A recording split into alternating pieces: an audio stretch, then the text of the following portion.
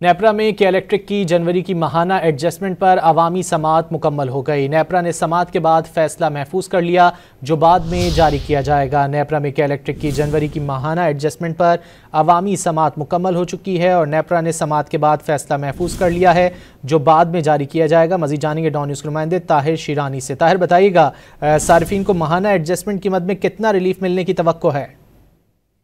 دیکھیے مسلسل 5ویں بار ہے کہ الیکٹرک نے ماہانہ ایڈجسٹمنٹ میں بجلی کی قیمت میں کمی کی درخواستیں نیپرا میں جمع کرائی ہے اور اس کے بعد جنوری کی جو ماہانہ ایڈجسٹمنٹ ہے اس مد میں ₹4.84 فی یونٹ کمی کی درخواست جمع کرائی گئی تھی، جس پر آج نیپرا میں سماعت ہوئی۔ سماعت کے بعد نیپرا نے فیصلہ محفوظ کر لیا۔ نوٹیفیکیشن اور فیصلہ بعد میں جاری کیا جائے گا۔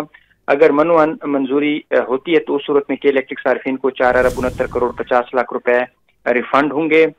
دوران سماعت الیکٹرک حکام کی جانب سے یہ بتایا گیا کہ NTDC اور CCPA سے بجلی لینے کی وجہ سے بجلی کی قیمت کم پڑی، فرنس آئل سے بجلی پیدا نہیں کی گئی، جس پر نیپرا کے ممبر رفیق شیخ نے سوال کیا کہ سالانہ بنیادوں پر 8% گروتھ کم ہوئی ہے، گروتھ کم ہونے کی وجوہات کیا ہیں۔